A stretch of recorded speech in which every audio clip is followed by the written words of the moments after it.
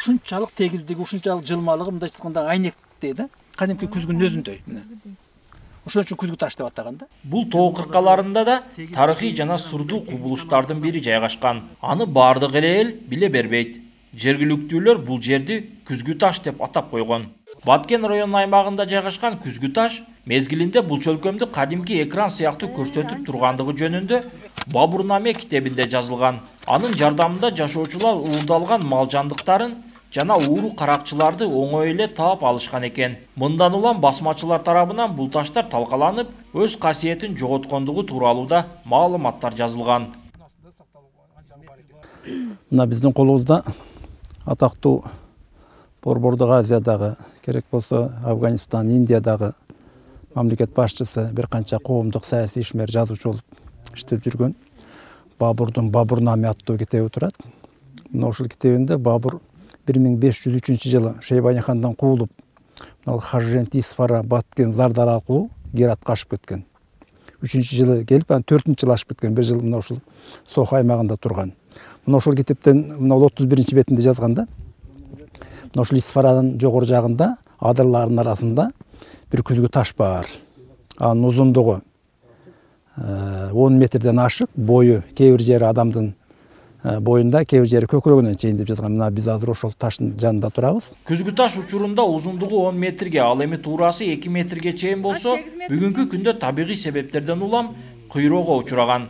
Уламыштарга таянып, жеке изилдөөгө алган Машрап Жороев мындай күзгү таштар облус аймагында дагы 2 жерде бар экендигин аныктаган. Бирок азыркы учурда анын бирөөсү Өзбекстандын аймагында калып калгандыгын билдирди. Бул күзгүлөрдү изилдеш керек. Бул менин оюмча бул күзгүнү кыргыздын тарыхчылары, кыргыздын илимпоздору эле эмес. Бул дүйнө илимпоздору изилдей турган илим бул. Бул дүйнө билбей турган илим. Бул ушундай илим бизде көзгө илинбей жок болуп кетүүдө. Ушул илимди сөзсүз изилдеш керек. Ушунчалык таң калыштуу кайсы бир кылымдарда, кайсы жол менен ушу тоону ушунчалык жылмалап, түз күзгүдөй кылып кырккан, бетин кандай кылып жылмалаган, ушундай адам көрүнө турган бир телевизор сыяктуу кылып жасаган.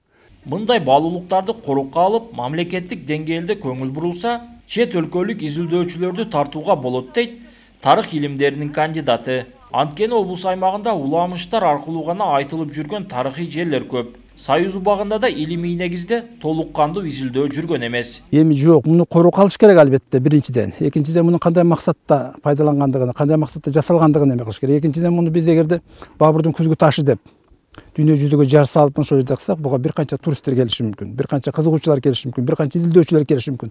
Ошол менен Кыргызстанда туризмди жана илимди өнүктүрүүгө эки багытта иш жүргүзүлөт да.